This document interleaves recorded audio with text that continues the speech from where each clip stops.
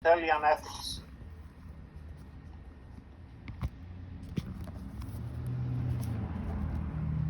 Come on, you have a computer in front of you. Can you tell me what is Aristotelian ethics?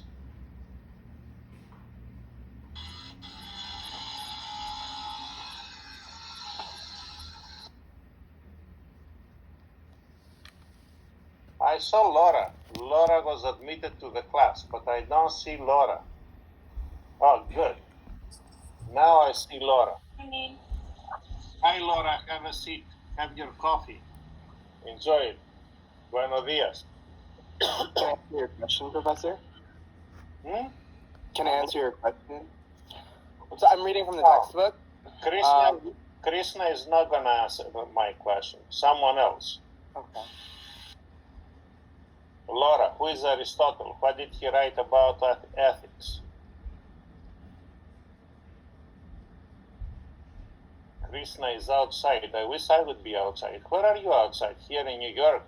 Yeah, in my backyard. What's the temperature? My days. What's the temperature? Let's see. In the 80s? 75, 77. But it's going to get up to 88 today. Not bad. Okay, here is Junior and we are almost done. So,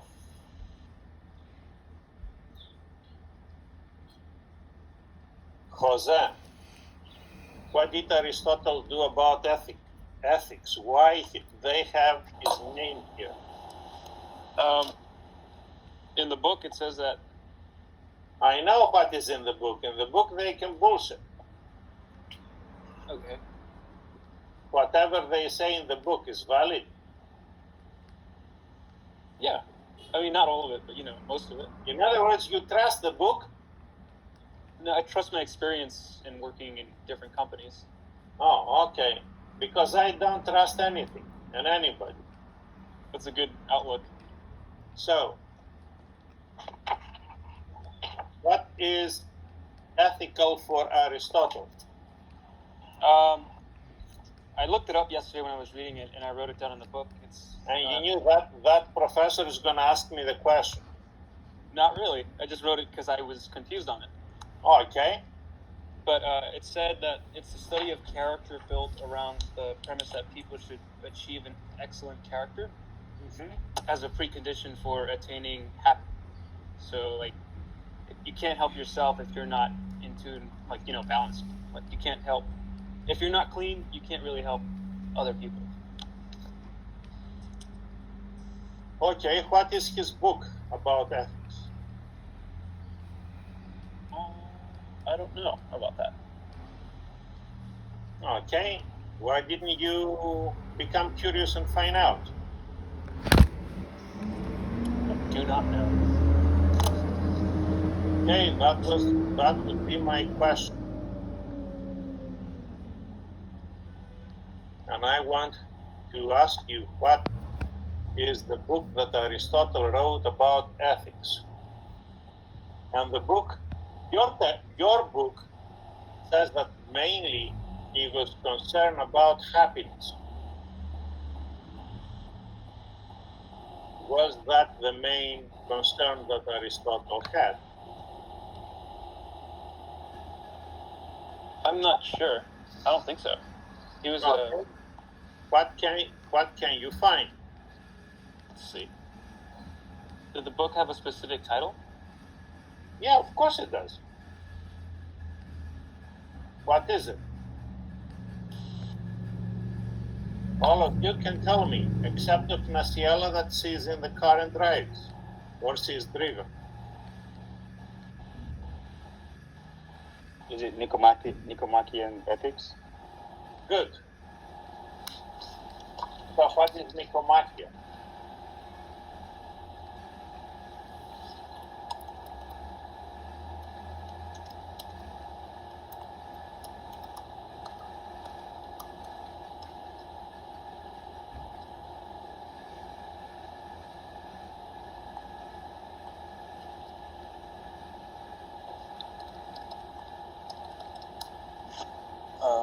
Studies the good life of human being. How did you find that, Mike? Google. Sorry, I just want to participate.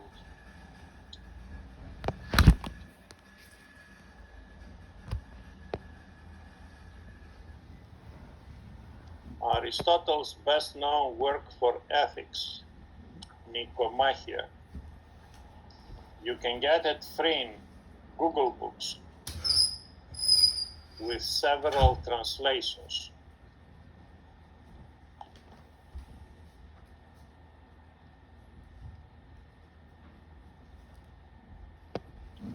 The one by Lancaster, I think it's the best. Now, I have a question about something else that it's not in the book.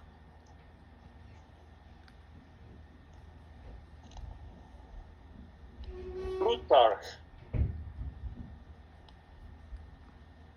Plutarch,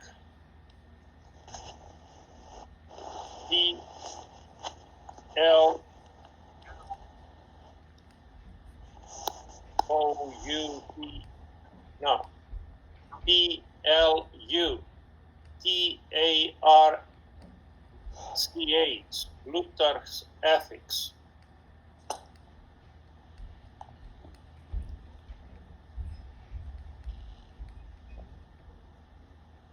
Or otherwise translated with a title on the moral virtue, is also about ethics.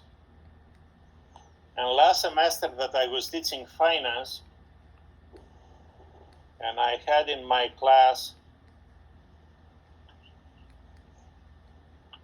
who I had in my class? I had in my class someone that is not sitting in my class now.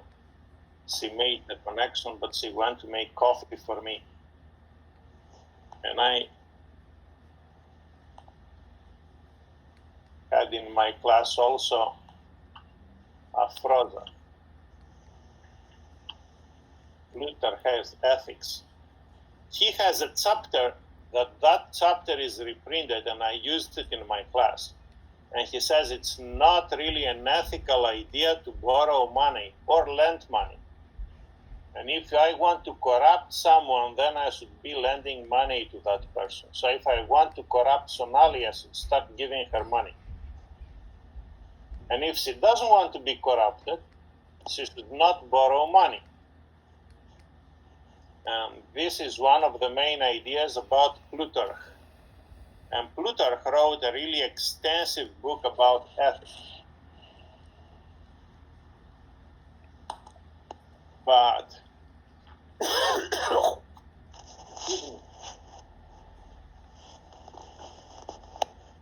these were Greek guys, Mike. And I would like someone who is not a Greek, but I would like someone who is a Roman.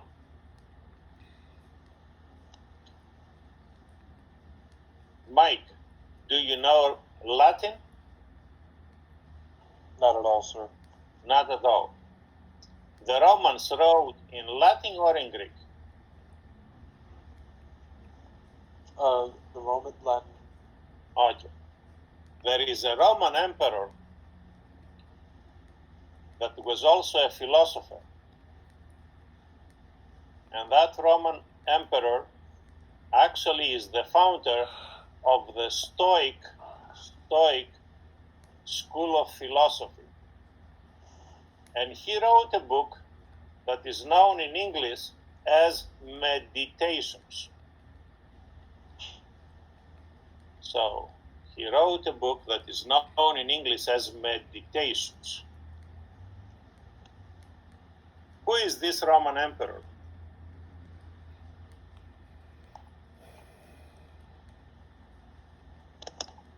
Meditations. Marcus Aurelius? Aurelius? I don't know how to say his name. Who says it? Me. Taylor. Something like that. Who says that? I don't see Taylor, the question. me. Hmm? Taylor, me. Okay. Taylor, where are you? Oh, the corner up there. You're moving. Laura, where are you? Laura, I want to see you, not the corner of your room. If you want to still show me the room, I go on the other side where you have your cross. Good. So Marcus Aurelius wrote a book. What is the title of the book? Not the one that is known in English, the real title of the book.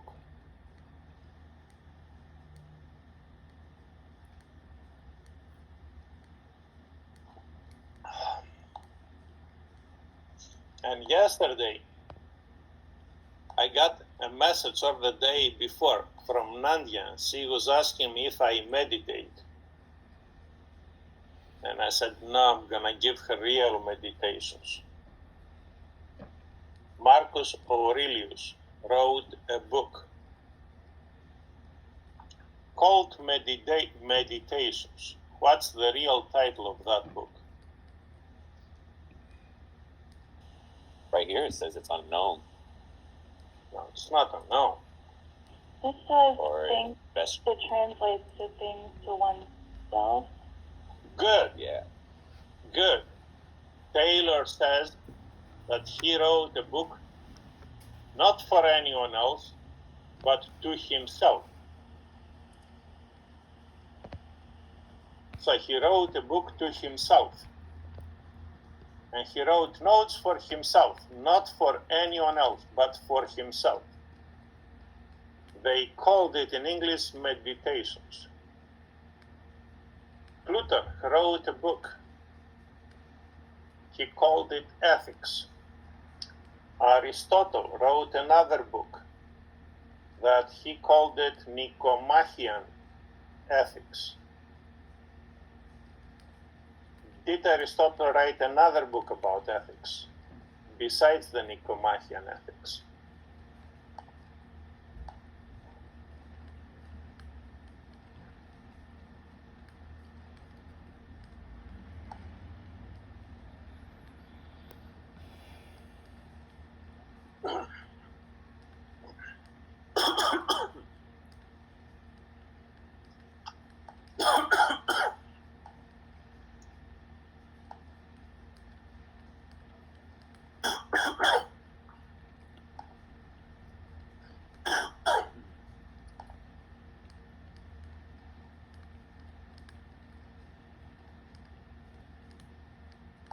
Is it the one that's called the Eudemean Ethics? EUDEMIAN? It says Eudemean Ethics? Yes, say it again. Eudemean? It's EUDEMIAN. Okay, can you make it so I can understand it? Let's see.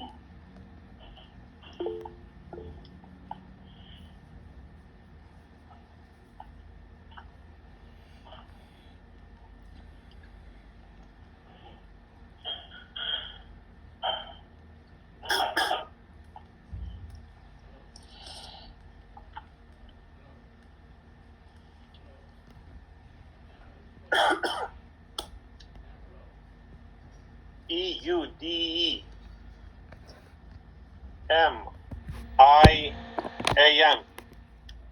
It says that it's translated to mean happiness or welfare. Good. This is what this book is referring to. I guess my buddies here are good, but they know management literature, but they don't know much about ethics. And I want you to think about ethics. Actually, if you see Eudemean Ethics, the way that is spelled there and the way that the book spells it is a little bit different spelling. The book keeps the right spelling. Whatever Taylor got is a shortened type of spelling. So you have two Aristotle's views about ethics. One is to be happy. Laura, Is ethics something about being happy or being able to do the right thing? Be able to do the right thing. And if you do the right thing, are you really happy or not? If you feel good with yourself, doing the right thing is so. But sometimes when you have to do the right thing, you have really to fight with yourself. No, oh, yeah, maybe. Yeah. Maybe, or you have to do it. I mean, it's like if you don't feel to do the right thing, it's another. It's like you fight yourself to do the right thing. Because the other book about Aristotle, Nicomachean, is about fight, but not any kind of a fight that would give you a win. You can be a winner by fighting. So you can be happy with ethics. And I want to find out and reconcile all these two things. And I need some help. I'll go back and forth. And I want to go on and see what Plutarch says about ethics. And mainly I want to do it because Processor has a big question and a real question. And Processor says, what can I do with two major issues that ethics is related to? One is wealth, and the other is power. And this book talked about power in the political frame. It didn't discuss anything about wealth. But wealth is an issue. I have a lady here that wants to be wealthy. And she asked me, Professor, how can I be wealthy? And I said, Sonali, the best way and the fastest way to be wealthy is your father rich? To inherit it. And she says, no. And then I said, find a husband who is rich, so you can marry it. And this way you can go on fast. And she says, no, I would like to marry someone that I would love. I don't want to marry someone that is just rich. And I said to Sonali, find someone that you can love that is rich to love, and don't find a poor guy to love. And Sonali says, yeah, but my boyfriend is not rich. I'm making up the story now, right? So, you have mainly two different books written by Aristotle about ethics. And then Plutarch has a humongous book about ethics. When I say humongous book, if you print it in English, it's about 1,000 pages. If you get a good book with notes that you can comprehend, whatever it's there, it is 102 pages the notes and 1,000 pages everything. It becomes really a big volume. But if you really want to focus on something, you can take another book that is not that big. From all the things that I'm telling you, is the smallest one. And this is Marcus Aurelius' book. And that is a book about meditations. Mike, do you meditate?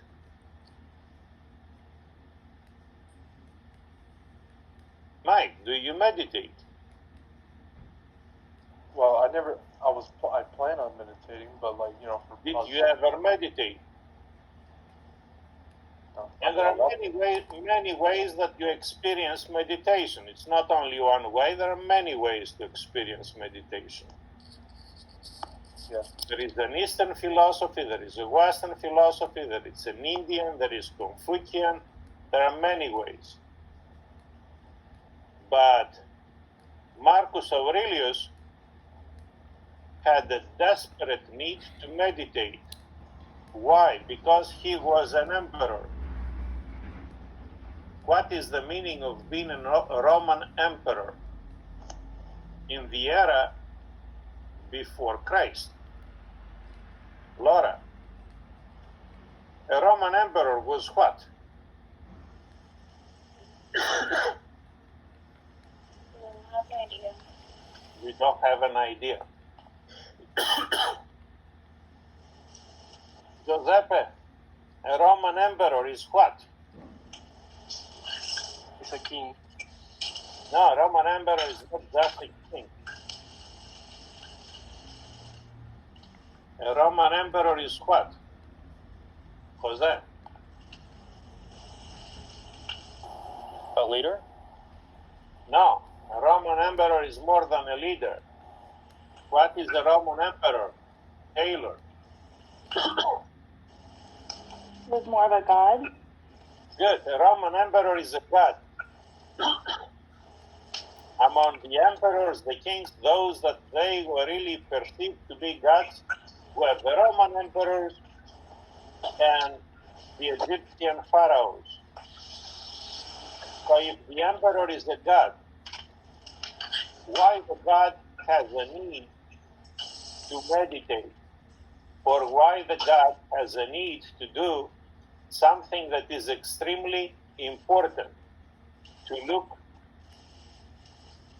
to himself, to look what is inside of him, and to think about himself. In March, when the coronavirus came up, I had a big discussion with my son.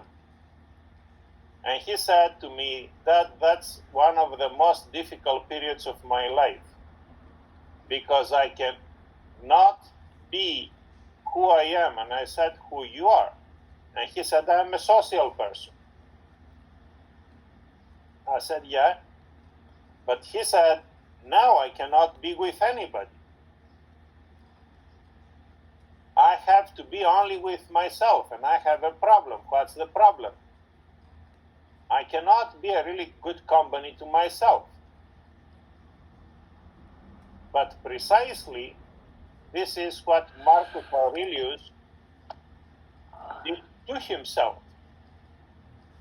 He was going on to see himself, and he was writing to himself.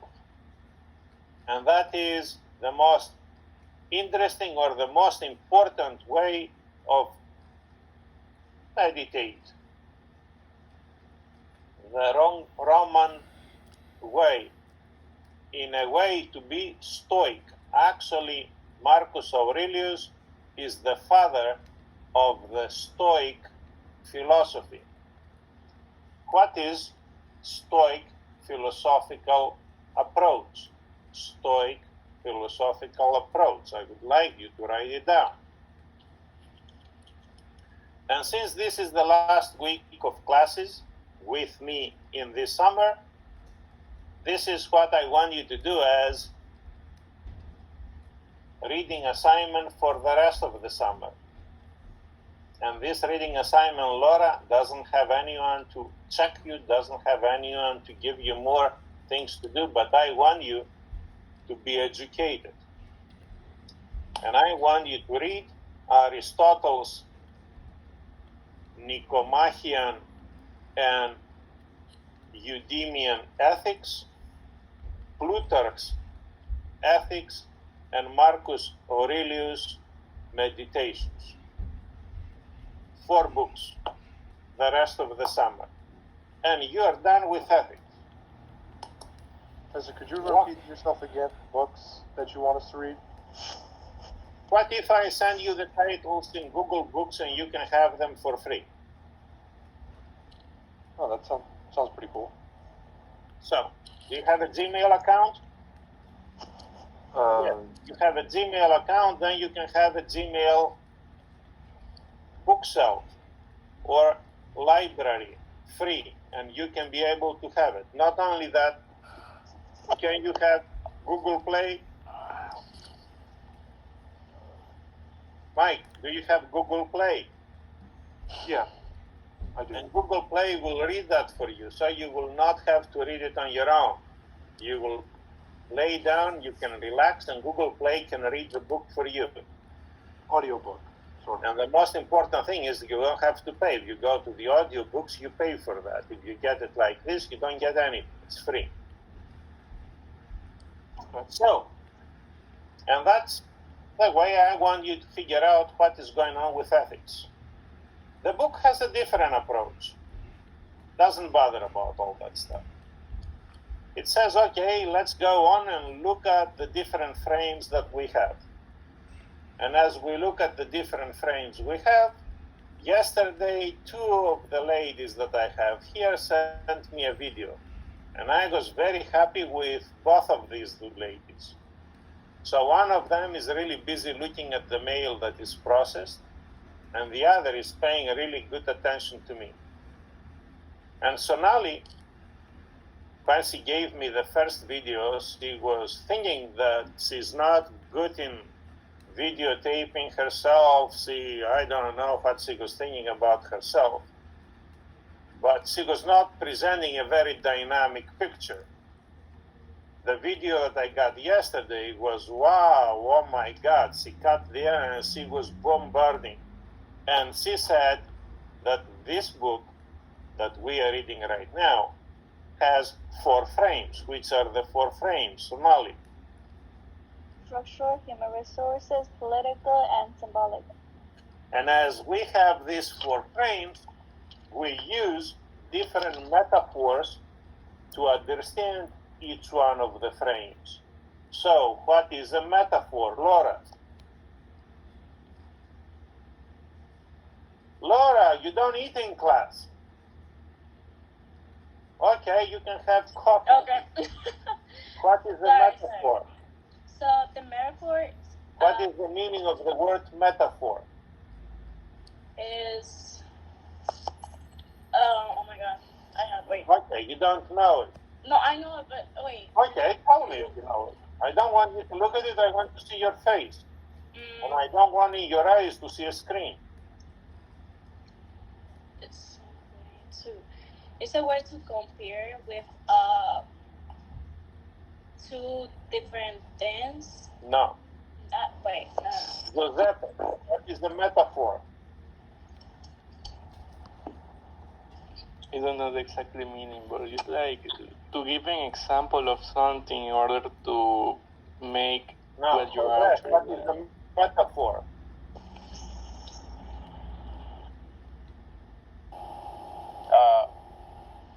They use it in poems to symbolically represent something. No, more specific. What is a metaphor? Who shall I ask? Reggie, what is a metaphor? It's like a figure of speech where What kind of figure of speech? What is a metaphor, Professor? I was going to say a relationship without saying it's a relationship. Good. Metaphor is a relationship. It's like a function. It takes you from here and it brings you somewhere else. So, from where it takes you. Sonali said it. So, what did Sonali say? Krishna. What did Sonali say? Sonali. Yeah, Sonali. Sorry. She What did- said that a metaphor is a figure of Oh, she speech. didn't say what is a metaphor. She was talking about the symbolic frames, the 4 of them. No, she didn't talk only about the symbolic frames. She talked about the 4 frames. And if you take the 4 frames and you are thinking about ethics, the 2 authors say that we take you from the frame and we will bring you to something else. When you take something from one place and you bring it to somewhere else, you use a metaphor. What is a metaphor? Something that transmits, something that transports. You take from one place and you move it to the other. Why do I have to do that? Because the original place may not be that familiar, but the destination place is becoming very familiar. It is very familiar. And in that sense, the metaphors are 4. Are you in page 390, all of you? I want you to have your book, open it into page 390, and I want to see what is the metaphor.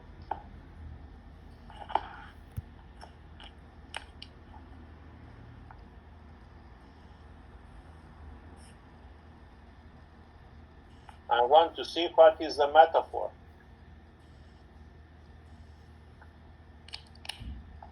So you went there.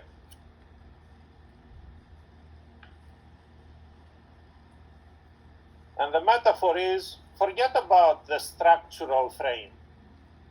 Think about the factory. Forget about the factory, I would say. Think about my farm. What is the common aspect between my farm and the factory?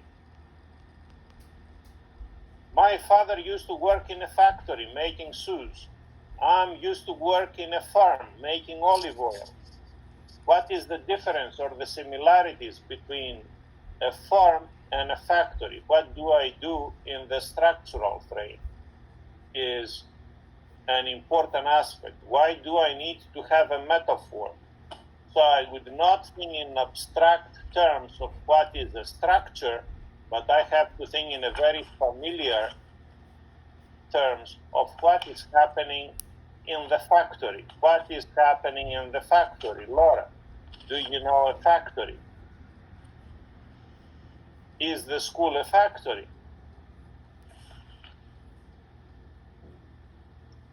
Can you repeat again?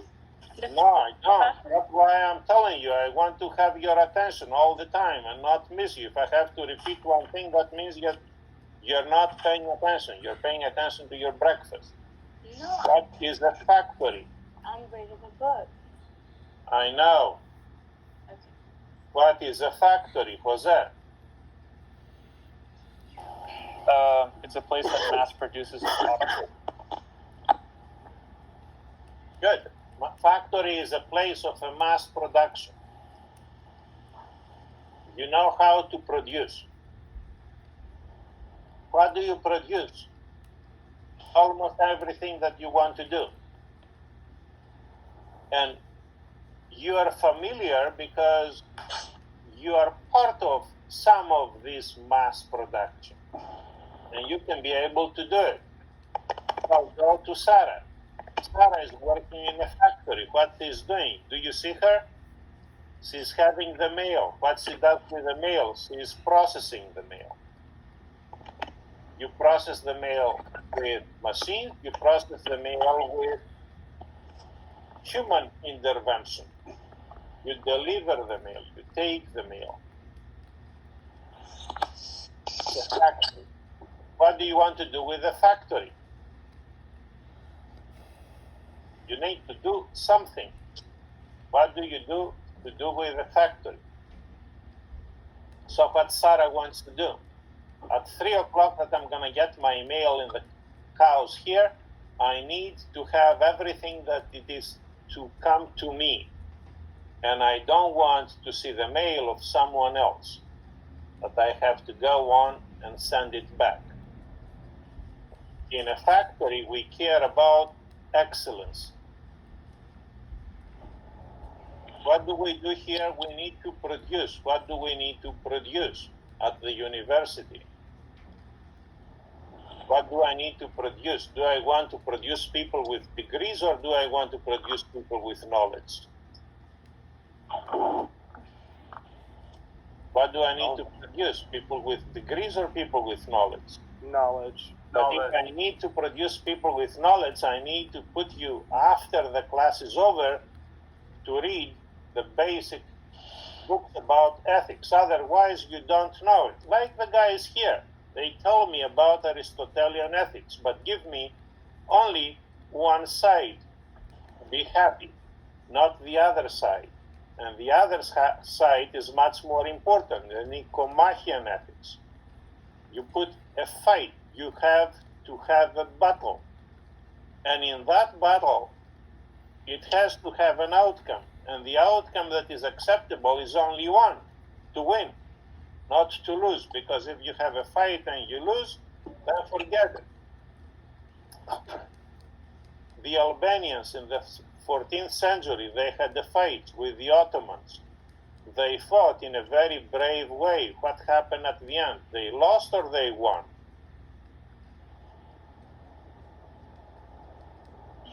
What? No, they didn't. The Ottomans won. And not only the Ottomans won, the Ottomans moved further.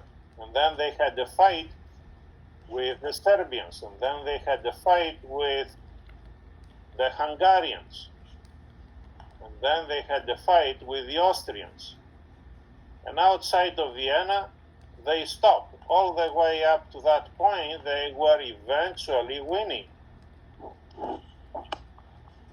As a result, the Ottoman Empire went all the way up to outside of Austria. What is the important part? That we had a brave fight or we lost? What is the result? That whenever the Ottomans had a fight, they lost a lot of battles and a lot of people, or at the end they won? That's the essence of Nicomachean ethics. And the essence of eudaimonic ethics is that you need to be happy. And you need to know how to reconcile all these things. And one of the important points of reconciliation, I don't care if you go on through the entire Plutarch's book or not. I want you to go only to one chapter. And the chapter is about debt or about loans. Do you get loans or not? Do you give loans or not? Shall we borrow money? Shall we lend money? That's extremely important. And there are moral questions about that. And Processor needs to know these moral questions, because Processor needs to know that in finance we have to borrow money. Under which conditions and for what purpose? And the conditions and the purpose are what it makes borrowing appropriate or inappropriate. And you have to go on and figure out, what do you really need to do with yourself? That's Marcus Aurelius. Can you deal with yourself or not? Or you alienate yourself? And the only thing you can do is just be with everybody else and not look at what is happening in you. So we have 4 frames, Sonalis said. But in order to understand these 4 frames, we need to have a metaphor. We need to start from the frame and move to something that is an application or a realization of what is this frame. So structure means how things are organized. And structure is where I can be able to produce things. Structure is the factory. Structure is my class. My class is a factory. What do I get in my class? At the beginning of a term, I get people that haven't had any idea about certain stuff. And at the end of the term, they know something that they didn't have an idea from the beginning. So they are transformed in the factory. And they create something that is extremely important. What do I want to do? I want in that transformation to create excellence. Why excellence? And what is excellence? Do I want you to have A, or I want you to be better than anyone else at BMCC? Do I want you to be better than anyone else at BMCC, or I want you to be better than anyone else in CUNY? Do I want you to be better than anyone else in CUNY, or anyone else at anything that the New York system of education will provide? And what if Casey's friend has money and she goes to Columbia or to NYU? Who do I want to be better educated? Casey or the rich lady that can pay the tuition for NYU? And in order to be that, you need to have some, the book says, leadership contributions, which means Mario has to prove that he is excellent. He doesn't have to say it. He doesn't need to say, this is my A. He needs to prove. And that proof is authorship. What is authorship? Something that you write. But if you write something, it's yours. You don't forget it. And if you do it once, then you know how to do it again. The second time, the third time, the fourth time, all the times. Did this happen? Yeah, Sonali gave me one video 2 weeks ago. She gave me another video yesterday. What did I do? As soon as I look at the video, I emailed her back. And she got it. She responded. She said, thank you. I didn't want to hear thank you. I want to see that Sonali that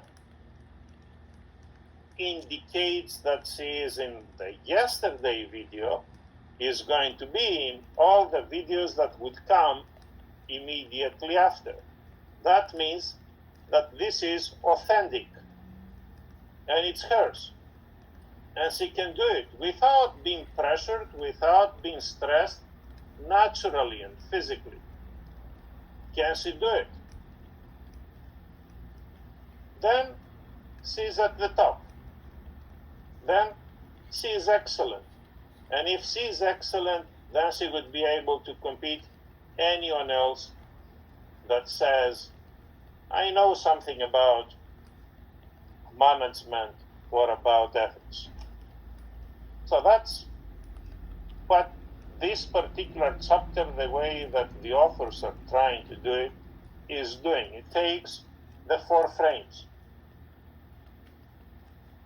And with these 4 frames, it makes a metaphor. What is a metaphor? I explained to you. I'm asking it again. Laura, what is a metaphor? It's a relationship. But when I have your camera, do you see everybody else in the class? Yeah.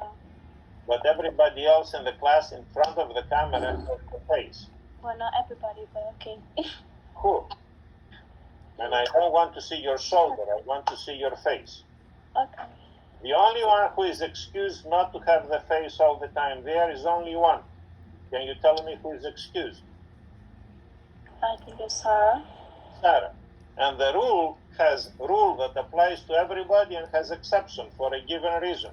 And do you know why Sarah is excused and no one else is excused? Because Sarah gives the work that shows that even if she is multitasking, she is paying attention. So, human resource is a frame. What is the metaphor for human resource? Laura. So I said in my video, I compare family with human resources. Perfect. And Yeah, what do we I said have here on page 390? What? What do we have here on page 390? You're right, family. And the question is family. What kind of a family? It's a family who care Family. others. Family like an Anglo-Saxon family or family like a Latino family? I don't know. Regular family. I mean. No, the book does not say regular family. Okay.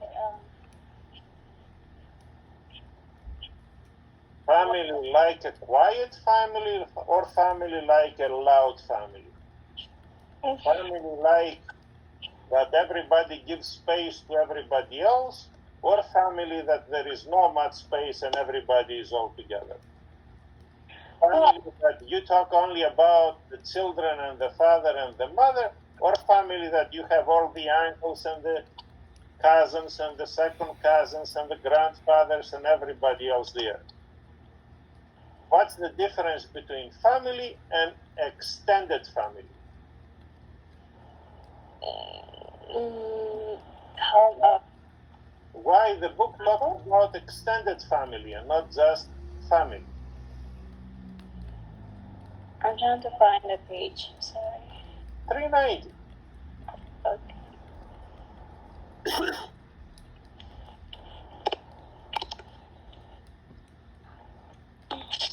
Okay. Yeah. Family like what family? Laura, have you seen the movie My Fat Greek Wedding? No. Good. Go to the Netflix and find it. That kind of a family. Okay. Can you explain yourself why is that family? Because that is an extended family. That is everybody is there. And in the extended family, you have a loud family. You have a big family. You have everybody, and everybody has an opinion about everything else that is doing. And they get not involved in everybody else's life. And they tell you things that you don't want to listen. What is the difference between extended family and family in a strict way? You want to know it? Good. Ask Nadia. Ask anybody who knows what an extended family means. And my question is why the human resource as a metaphor, as a way that we can understand it, is not just as a strict family. What is the strict family? My wife and my children. And my sister-in-law, and my mother-in-law, and everybody else is outside of that limit. Or is everybody in that limit? And I want to know the dynamics, and I want to know the strength of the relationship. So family, extended family, is doing what?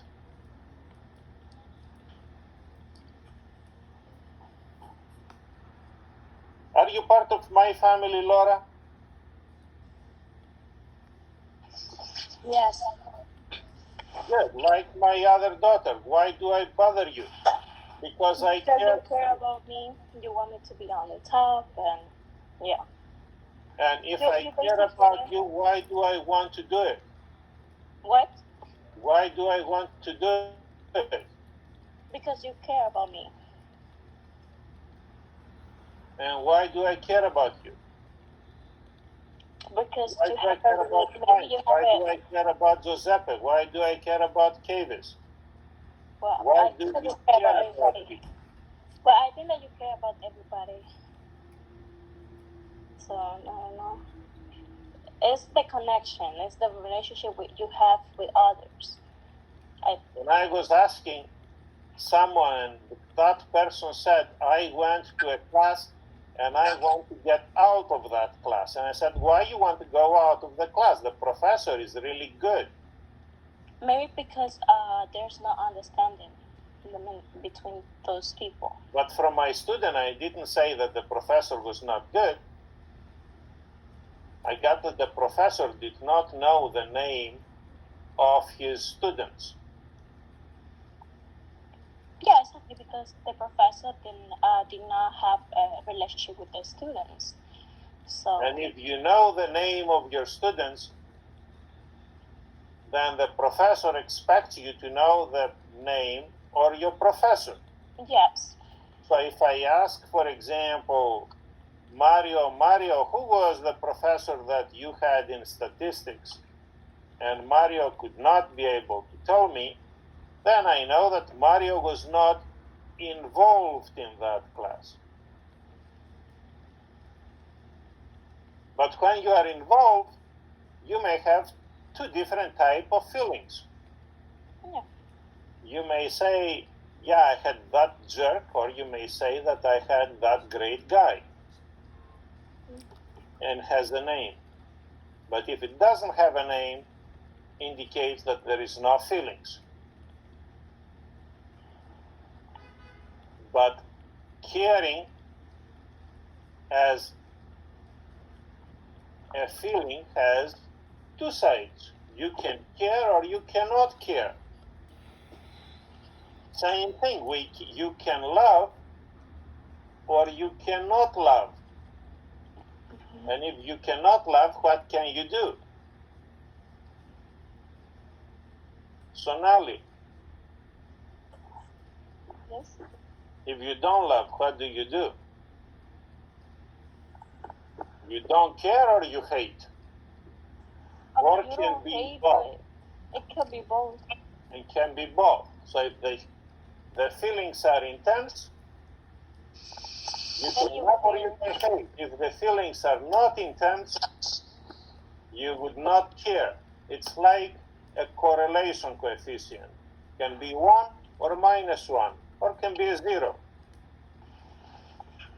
But what we have to do in the human relations that we develop in the production area is we can behave like a family. And if the family has strong feelings, then the business is moving. If the family has negative feelings, then there is a problem. But what we have is we have caring relationship. And here we go on to the next frame. If the family has negative feelings, what is a negative feeling and when I have negative feeling? I called the wife of my cousin and I said, how are you? She said, I'm fine. And she said, what do you plan to do? And I said, I'm planning to go on and spend the time at home. She said, oh, my brother went there. I said, oh, I'm going to go and see him. She says, no, don't go and see him. I said, why? She says, I'm not in touch with my brother anymore. Why she's not in touch with the brother anymore? He took all the family property. And she felt cheated. Does she care about her brother? Or not? And the mother took sides. And the mother said, okay, I'm going to give everything to my son, nothing to my daughter. Is the daughter going to go to the wake or the funeral of the mother? No. Why? The human resource frame doesn't explain it. It says that we have relations and we have feelings. But in these feelings, we can have conflicts. And whenever we have conflicts, we have another way to see it, and that's the political frame. So what is the political frame? I'll ask Kavis, and she will say rightfully, Professor, leave me alone. I don't want to be bothered with another Greek term. Political frame. What is a political frame? And I need to make it clear. How would I make it clear? I'll go from one area to the other area, from one idea to the other area. What do? I use a metaphor. What is a metaphor? Metaphor is that when I don't see Laura and I see her picture, I'm really turned off. Metaphor is what? A political frame has a metaphor. What's the metaphor? Jungle What is a jungle? is where the animals are. And how the jungle is characterized. So I explain in my way. In my own way, in the video that like comparing people with the animals in the jungle. So Yeah. the jungle might be the organization, and the animals are competing with each other for food to survive, right? So people Perfect. in organization compete with each other in order to get leadership and power and money. So Good. all resources too.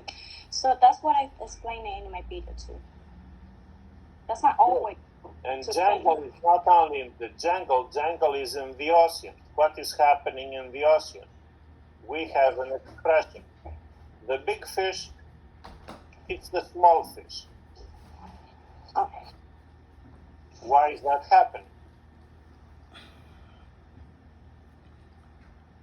Why in the jungle, if a wolf and a lion is trying to kill another animal, a goat, who has the goat, the wolf or the lion?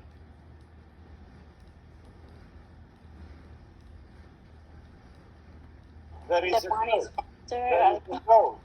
The wolf goes after the goat. The wolf kills the goat. The wolf wants to eat the goat. The lion smells blood. It's coming to the area. Mhm. What is happening?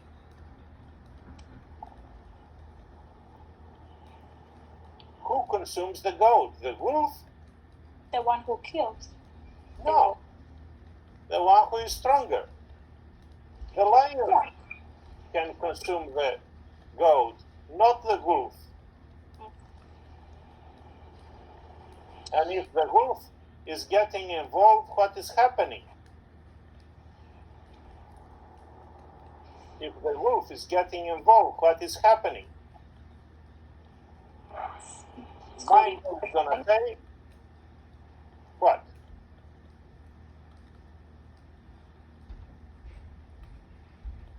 And once upon the time, I had 3 dogs.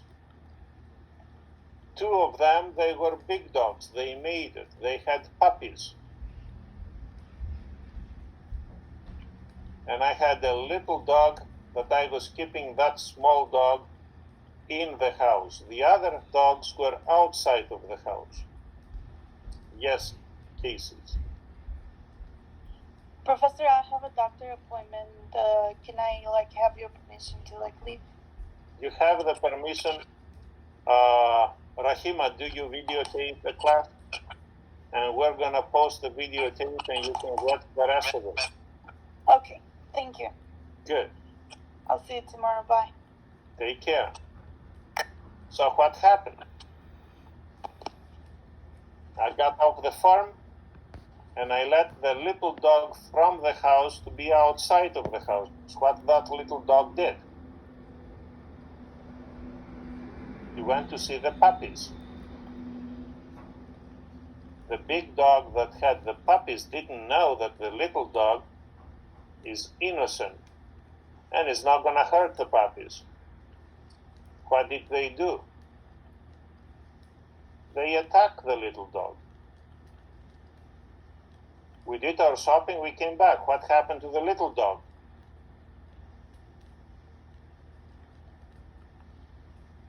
It was bitten, dead. We had to bury it. My wife and the kids start crying. Why did I let that happen?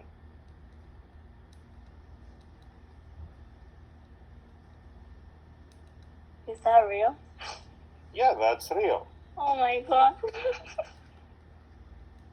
Why did I let that happen? You teach a lesson.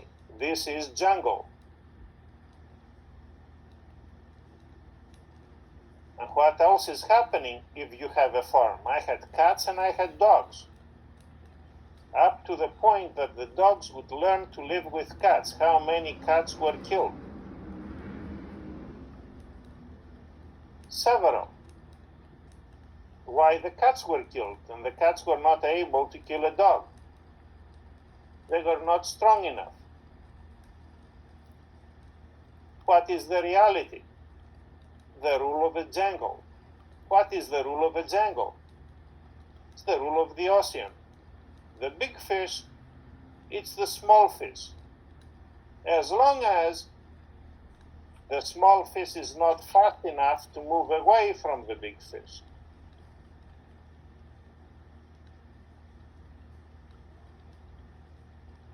Why do we have a fight? Why do we have a jungle?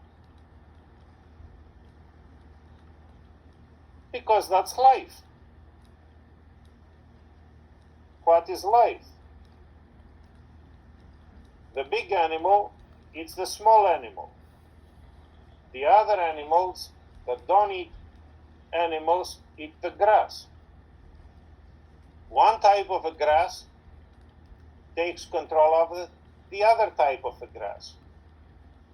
If I want to have wheat, I need to take everything out and I need to clean up what is happening so I can be able to have a good production. What is a jungle? Life. That we have fights. Why do we have fights? Why do we have fights? Because we need to make a distribution and we cannot agree on how to make a fair distribution. So we make an unfair distribution. What is an unfair distribution? Whatever we have, the rich are becoming richer and the poor are becoming poorer. Can we change that situation? What happened with every crisis that we have? Every crisis it has gives different type of a society. What is happening with the society? The rich are getting richer and the poor are getting poorer.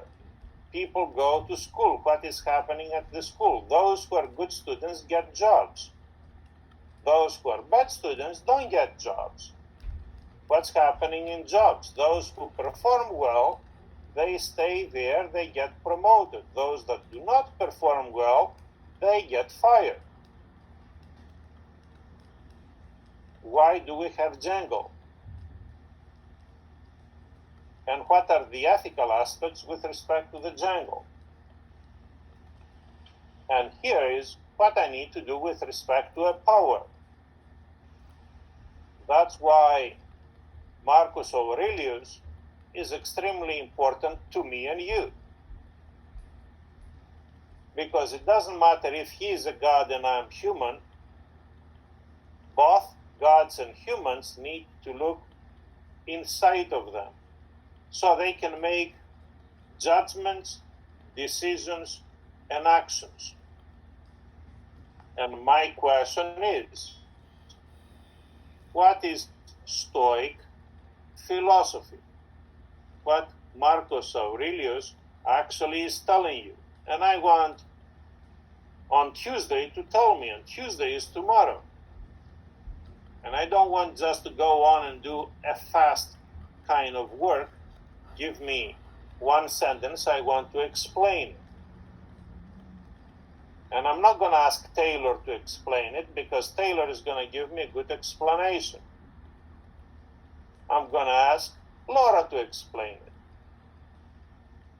Because I want a good explanation from Laura. Can Laura do it? Yes, he can do it. And I want Laura to do it better than Taylor. Why? Because I want to make a jungle out of you. Because if Taylor is a good student and Laura is a good student, and Taylor knows that Laura can do a better job than the other, then you know how to prepare yourself for competition. This is what I want to be able to do. Last point, for what? And so Nali would say the last frame, symbolic frame. What is the symbolic frame? I don't know Greek. I'm not Greek. What is symbolic frame? I'm going to go on and ask Krishna, what is symbolic? What is symbolism? The symbolic frame is, I have to look back at my notes. I don't want to go to the notes. That means that you don't know. I only know things based on my notes. I know, but I want you to know things based upon your brain and not your notes, because after it's done, I'll get all the books, all the notes, and I will burn it. The only thing I would leave is what is in your brain. So symbolic. I want to tell me if you analyze this term and Yes, you find out the etymology. Is it one I'm not word? looking at my notes. I'm just looking at the chapter titles, and that'll help me remember. Krishna, I'm giving you a hint. Okay. I don't want you to tell me what symbol is. I want you to take the word and analyze it. And I want you to tell me, is this a symbol word or it is a compound word in Greek? And if it's a compound word, then you put two things together. If it's a simple word, it has one meaning or different perspectives of that meaning. And if you put two things together, and this is a compound word, what are the elements that they compose that word? Is it a preposition and a noun? And if it's a preposition and a noun, then I want to know what is the meaning of the noun and what is the meaning of the preposition, that you can put it together. And if you know how to do that, then I will care how you will think about it. Which means what? I want to know what kind of a metaphor you're going to do. What is a metaphor? You start from there and you go somewhere else. Where do I want you to go? To something that is very familiar to you. And what is familiar to you is a temple. Why it's a temple? Because Indians have temples. And the Greeks and the Romans have temples. But I don't have a temple. I go to church. And someone else, my friend Attila in Turkey, doesn't have a church or a temple. He has a mosque. And Chaim here in New York or in Israel doesn't have a temple, doesn't have a church, doesn't have a mosque. What he has a synagogue. The book here says only one thing, temple. But I don't want temple, I want everything else that are similar to temple. And I want to know what is the difference between a temple and a mosque, and a church, and a synagogue. And what do we do in all these places? In all these places, we go on and we see how we as humans are related to what we believe to be supernatural, or deity, or God, or gods. And then I have a friend. And Nadia will say, I don't believe in anything like these guys. Why? And Nadia, that's not the reality, I'm using it as a case, can say I'm an agnostic. Agnostic. And Mario will jump and will say, and I'm an atheist. Dealing with deities, we have three different attitudes. One is to accept the fact there is a deity. What is a deity? What we can call God or gods. Or to say there is nothing like this. Or to say, I don't know and I don't care. But now I have all the possible options that it deals with the metaphysical. We have physics and we can have metaphysics after the physics, or what the physics cannot be able to do. All this area these areas that I cannot be able to do the scientific analysis. I cannot be able to observe and test. I can just assume, accept, or reject. But if I do that, I have something that is extremely important. So what is the important part? Do you have faith or you don't have faith? What is faith? What is faith? Is faith metaphysical thing or faith is a real thing? What is faith? Where is Casey?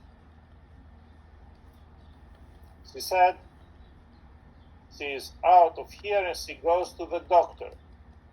Do I believe her or not? And if I believe her, do I trust her? And what is faith? If I believe Casey, do I believe Laura? Or I want to see Laura all the time there? And in my other class, I have another student. And the other student said, Professor, today I cannot have my camera on. I can be able to follow you with the camera off. What did I say to the student? Barbara, what do you think I said to her?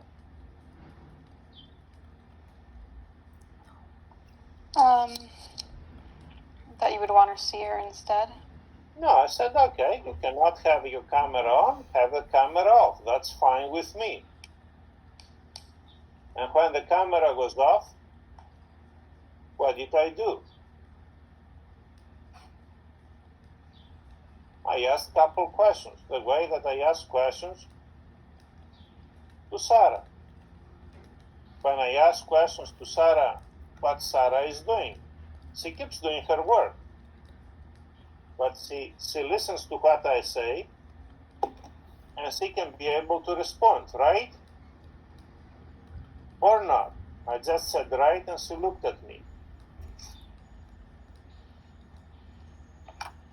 Do I have faith in Sarah? And how do I develop faith? Do I have faith in Laura? Yes, she's a good student. Do I know her? Yeah, from the previous class. What is the difference? I need always to keep her here. What happened to the last class, next class? I test the student. Couple times she was responding. After that, she stopped responding. What did I do? I gave more time. The camera was off. The student was not in the room, went to another room. When I asked, did I get an answer? I know Mike. If Mike goes to another room, he takes his phone with him. She went to another room, she left the phone or the computer there, right? What happens? I don't have trust anymore. What did I do? I sent a tough letter. I said, from now on, I need to see your face all the time. The other time, I was not seeing her face. What did I see? I saw a smoke above the park. What did I assume? She was smoking. I don't care what she was smoking. That was her business. And I said, you cannot smoke in a classroom, but you can smoke in your room. And I don't care if you can be there smoking. Where is my pipe? Would you mind if I smoke my pipe? If I smoke my pipe here and I can talk to you, it's not your business. You can't inhale it.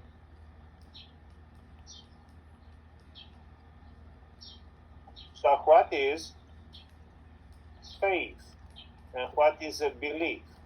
These are the important parts that are dealing with natural and supernatural, and the relationship between these two. And that's extremely important because they give me a symbolic information of what is happening. So I want to know what is a symbolism. Do I want to know who you are, the real one, or not? Or I want to have a fake idea. But if I have a fake idea, I don't know how to work with you. And if you have a fake idea about me, you don't know how to work with me. So we need to touch base, touch reality, and be able to know what we are actually doing. Why is that important? I don't know. That's what I want to find out. Why what it says there is significant. And I want to ask you guys, why is that significant? And what is the meaning of being significant? Significance. Why the symbolic frame indicates that the leadership contribution is significant. Why? Can you give me the answer? It's going to be my question in the final exam to some of you. Do you have the answer in the book? Professor would say, no, I look at the chapter. And Professor will say, Professor, you're not fair. You asked me to give you something that it is not in the book to read it.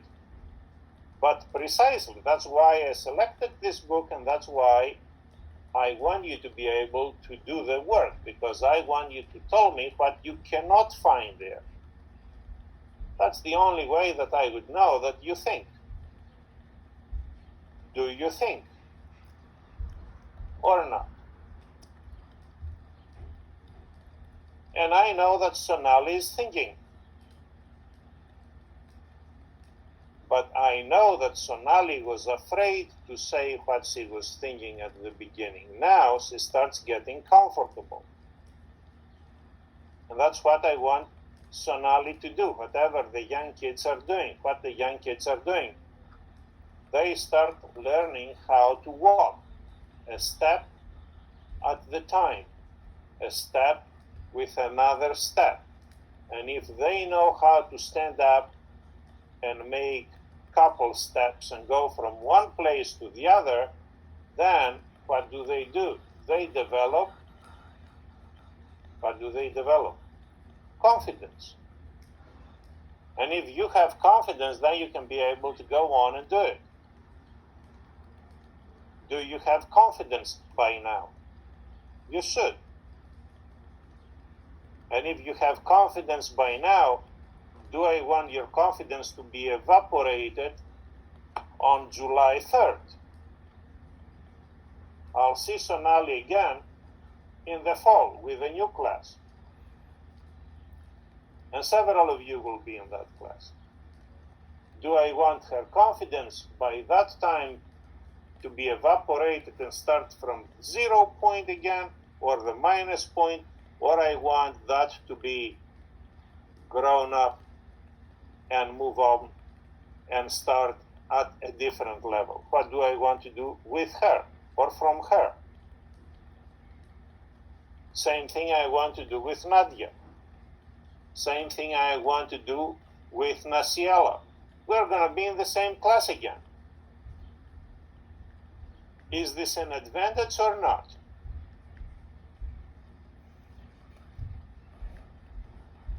Then can we educate people that way, to take the same group from one class to the other class and to the other class, and take the weeds out and keep those that they can be able to work together?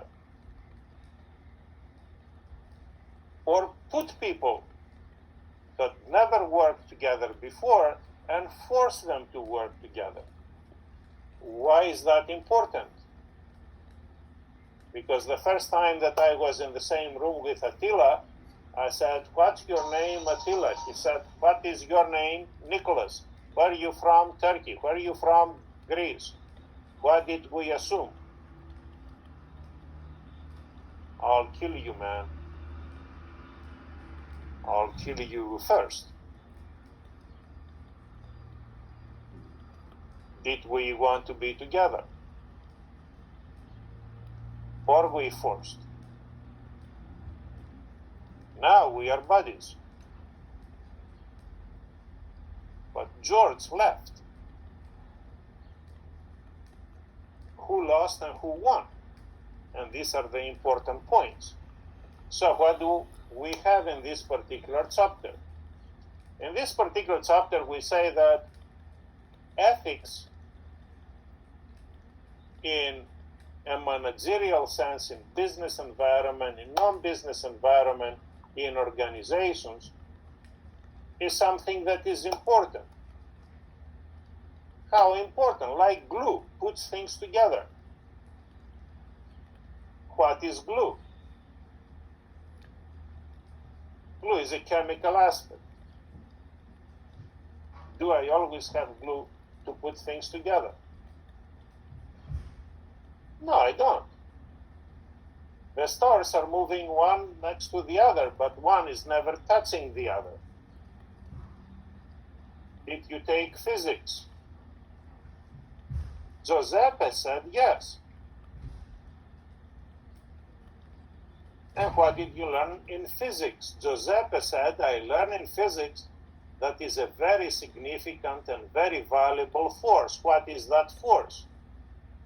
Giuseppe said, "People don't think about that force in management as being a significant force." I said, "Fine, tell me what is the force." Giuseppe says, "Inertia." I go on to the book of the previous chapter and I look at what is inertia. It doesn't have the right meaning.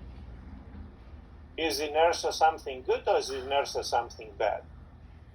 Is inertia that you do not do anything, or is inertia that you do things right the same way, and whatever it moves keeps up moving, but whatever doesn't move stays idle? But why things are keep up moving is my question. Now, what is a movement? Michael's gonna say a change. I will say, is change good? And Sarah will say no. Change is good, but change is bad. Change is an improvement, but change is a deterioration. Change is if the kid learns how to obey the parent, and change is if the kid disobeys the parent. And Sarah has 2 kids. How she puts them to obey her or to listen to her. What do we do with change?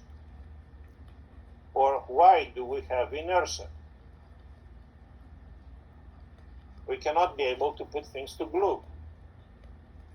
What we can do? Can we attract? How do we attract? What is the force that has 2 poles? And one pole attracts and the other moves away. Do we have anything like that? And Redjay says, yes, that's a magnetism. What is a magnetism? It happens to everything. No, only 2 things that they have magnetic fields. A paper has a magnetic field, a wood has a magnetic field, or a metal has a magnetic field. Why not all elements have magnets, but only few have magnetic powers? But those that they have magnetic powers are able to make two things. They put things together, or they put things further apart. We have a positive and a negative form and force in magnetism. And that helped me to have things moving. Is this working? When it's working, how it's working is my problem that I have here. And I want to finish. Have only 5 minutes to talk today. Why ethics is important in organizations? Can I have organizations that are ethical free?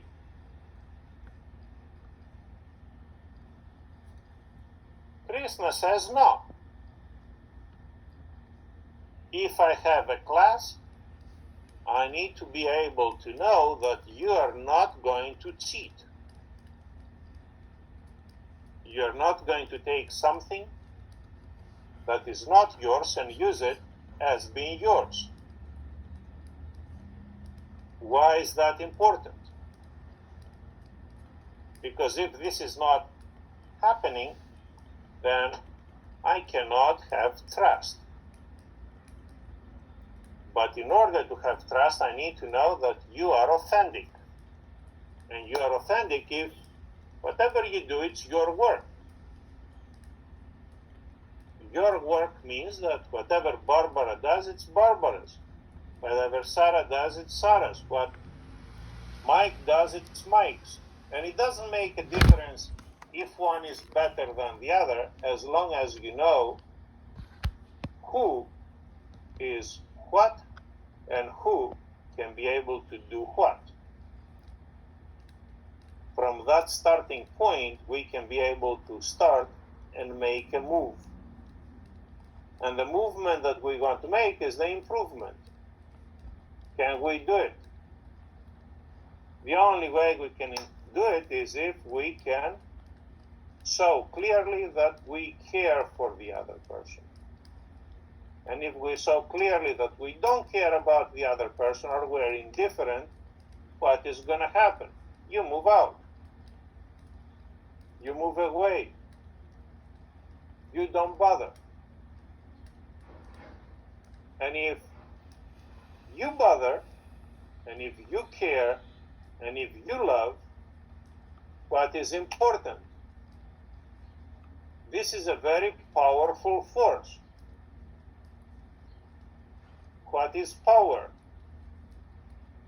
Or what do you have by being here? What you can be able to get besides your education when you are in college? Can you get 3, 5, 10 good friends with whom you will stay for the rest of your life connected? That is extremely important power that people have in their education. And we want to utilize on that. That's why we have the alumni office, so you can be connected, not only with the school, but with people that you make connections in the school. Is this important? Not to me, but to you. Yeah. Because that gives you an advantage. And that makes something to be, what the book says at the end, significant. What is significant versus insignificant?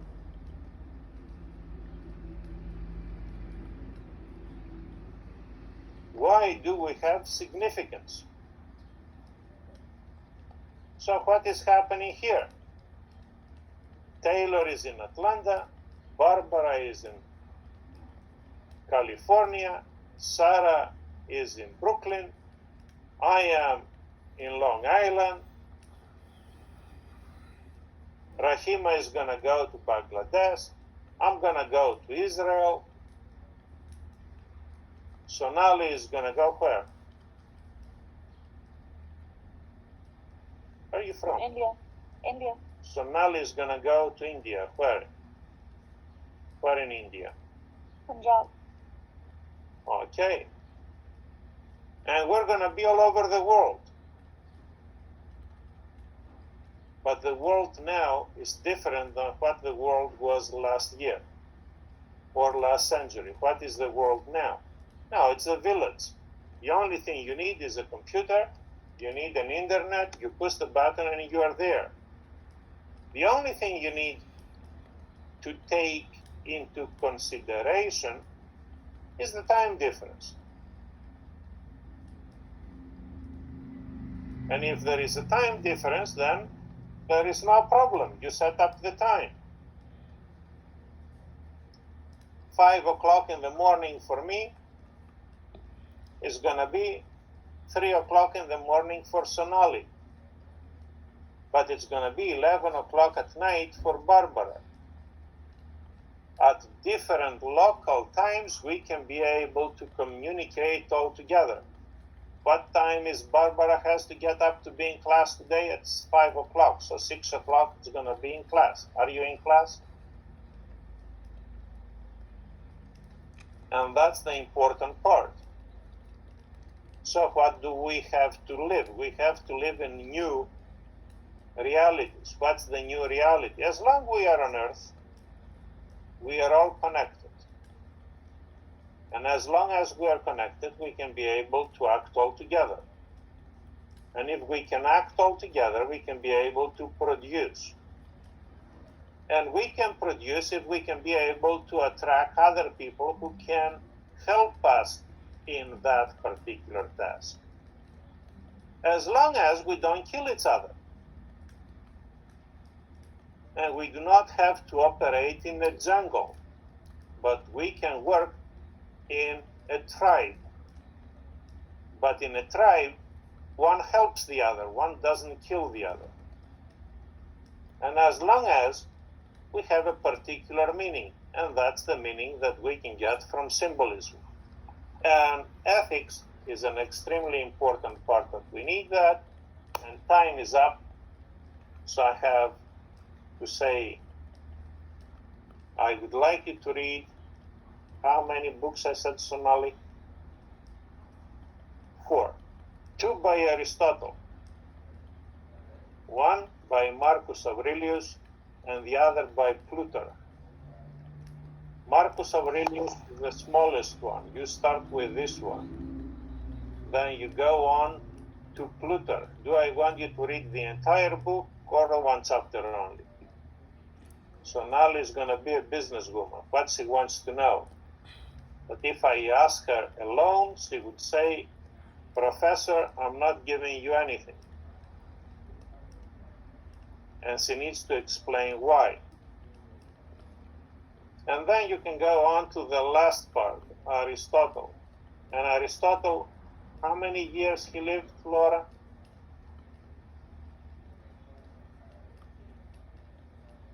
Laura, Aristotle lived many years or not? Many years before Christ. This is how many years before Christ lived. How old did he die? I don't know. But I saw it here. He was born in 384 and he died in 322. Why the year that he died is smaller in number than the year that he was born?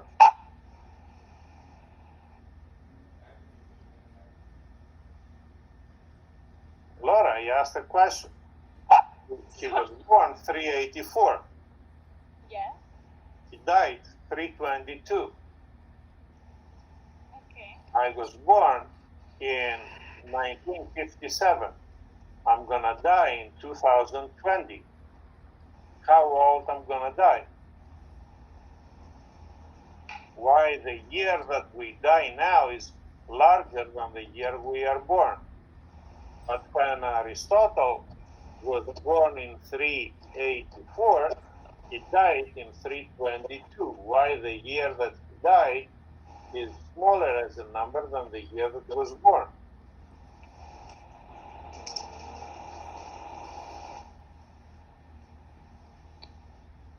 have a question and I want Laura to tell me the answer. Otherwise, I don't care if she has a 4.0. How many years Aristotle was when he died?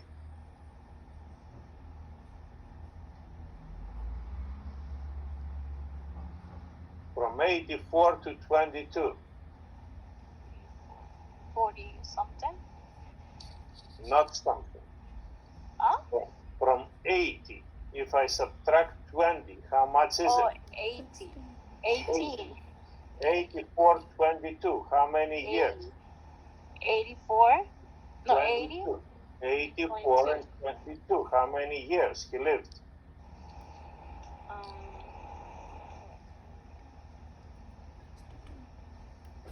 How many years he lived? Junior says 62. 16? 62. Not 16. Other people live 16, but in 16 years life you cannot be able to write as many books as he wrote. But in his 62 years you can be able to do it. Wow, that's my favorite bridge.